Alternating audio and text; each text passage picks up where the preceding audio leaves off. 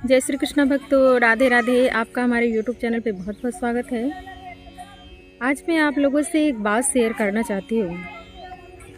ऐसी घटनाएं हर किसी के साथ होता है, लेकिन लोग उस चीज़ को दबा देते हैं। हुकूमत चलाना बहुत अच्छी बात है, लेकिन क्या ज़रूरत से ज़्यादा हुकूमत चलाना सही है? ये किसी के फैमिली का भी बात हो सकता है। उस फैमिली में भी कोई ऐसे सदस्य होते हैं जो ज़रूरत से ज़्यादा अपने फैमिली मेम्बर्स पे हुकूमत चलाते हैं, जिस वजह से लोग खुल के जी नहीं पाते हैं। ज़िंदगी मिली है खुल कर के जीने के लिए, लेकिन उनको जब खुद मौका मिलता है तो बहुत अच्छे तरीके से एंजॉय करते हैं। शायद आपको मेरी बातें बहुत बुरी लगी होगी, लेकिन एक कथा के माध्यम से समझने की कोशिश करते हैं कि इतनी ज़्यादा हुकूमत चलाना किस काम का, कि हमारी वजह से लोग पानी पीने को तरस जाएं। पानी पीने के लिए भी उन्हें इतना डर डर के जीना पड़ता है। तो ऐसी हुकूमत किस काम का? कहते हैं कि सभी बंदे को भगवान ने बनाया है।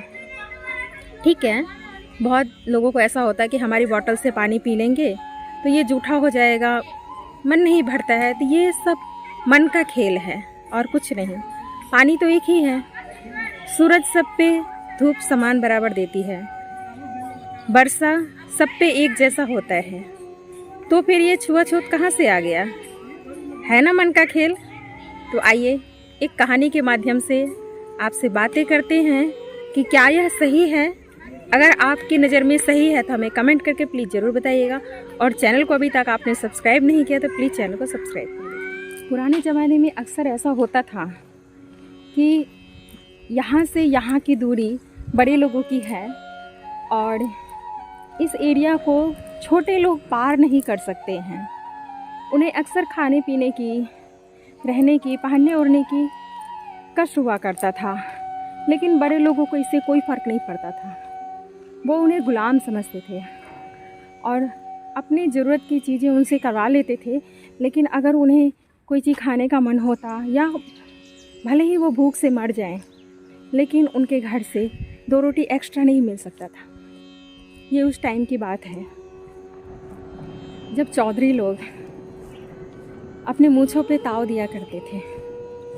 लेकिन उनकी पत्नियों की क्या हालत थी, ये आगे स्टोरी में हम सुनेंगे। एक समय की बात है, एक गांव में जोखू नाम का व्यक्ति जो ही मुंह में लोटा लगाया तो पानी में से सख्त बदबू आई। गंगी, जो कि उसकी पत्नी का नाम है, उससे उसने पूछा कि यह कैसा पानी है?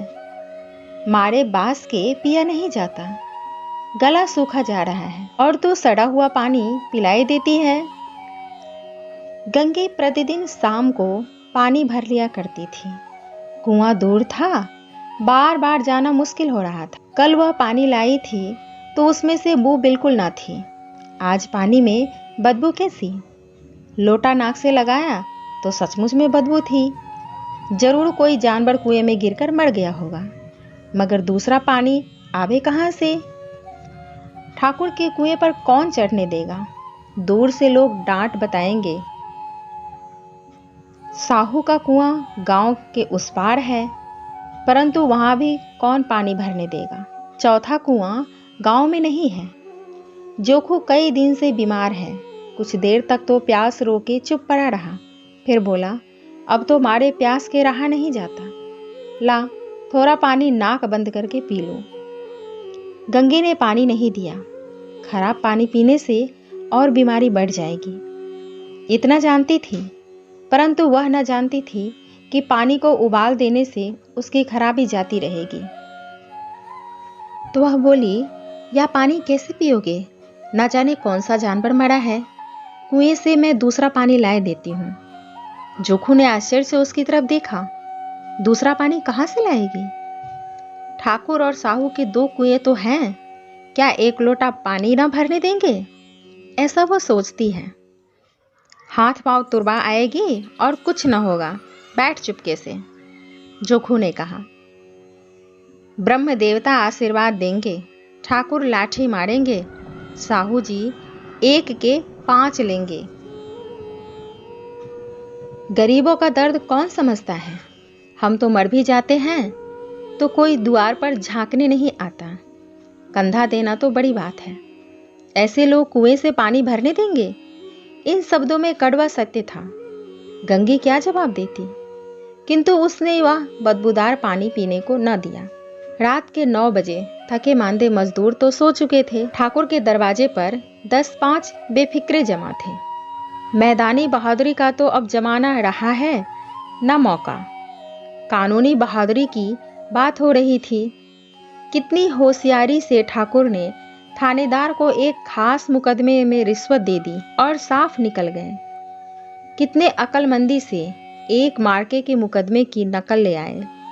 नाजिर और मोहतमी सभी कहते थे नकल नहीं मिल सकती।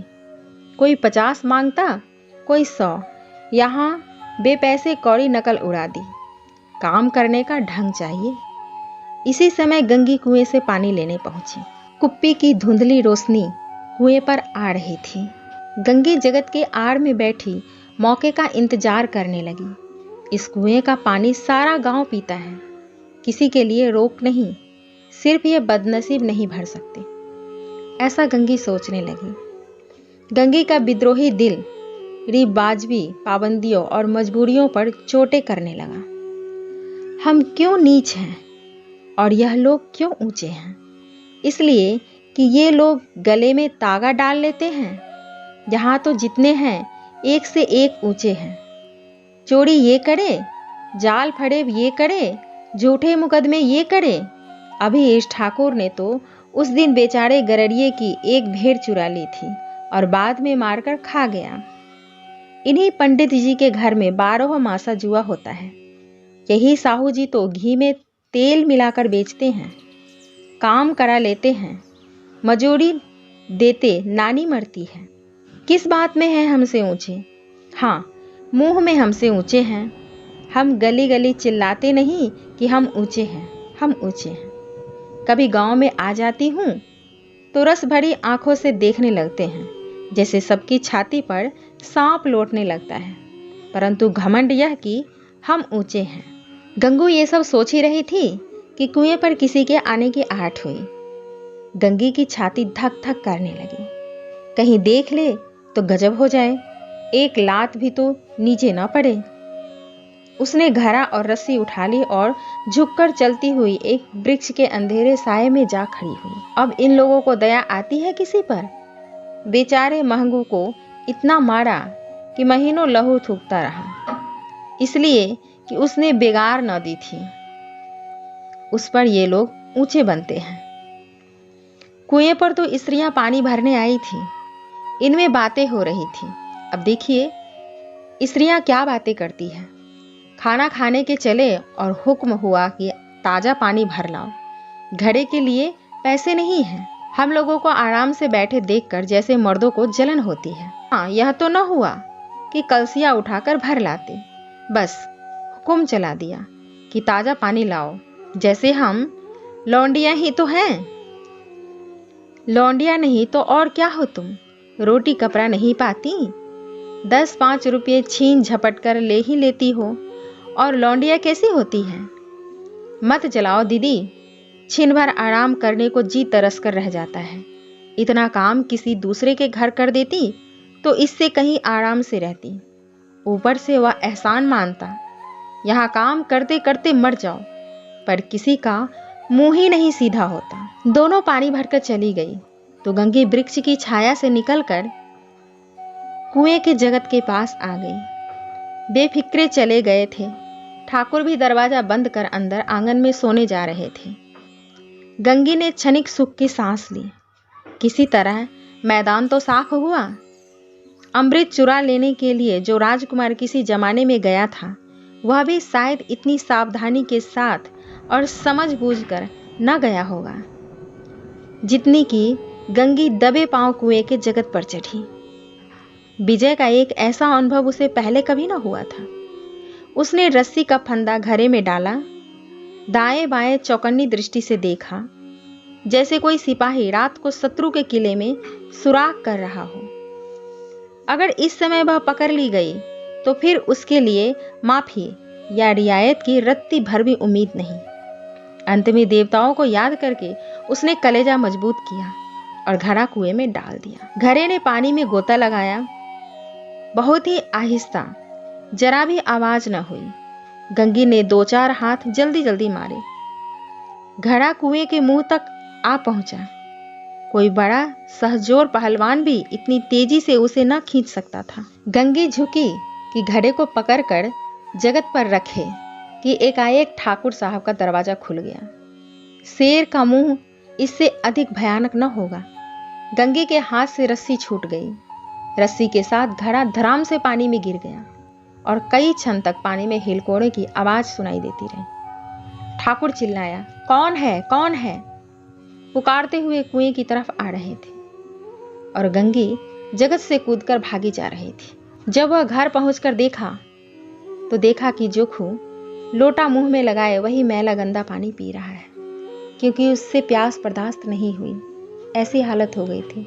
इसे कहते हैं डर। अब आप ही बताइए, क्या इतना डराना, इतनी दहशत फैलाना सही है? कहाँ की इंसानियत है? जब कहते हैं कि सब भगवान के बनाए हुए मनुष्य हैं, तो फिर एक लोटा पानी के लिए लोग क्यों तरस जाते थे? ऐसा करने पे क्यों मजबूर करते थे? ऐसी पदवी, ऐसा रुतबा किस काम का, जहाँ पे गरीबों के लिए सम्मान नहीं है, गरीबों के लिए हृदय में कोई भी दया भावना नहीं है, ऐसा किस काम का? प्लीज़ हमें कमेंट करके ज़रूर बताइएगा आपको कैसा लगा ये स्टोरी। मिलते हैं नेक्स्ट स्टोरी में, तब तक के लिए जय श्री कृष्णा, राधे राधे।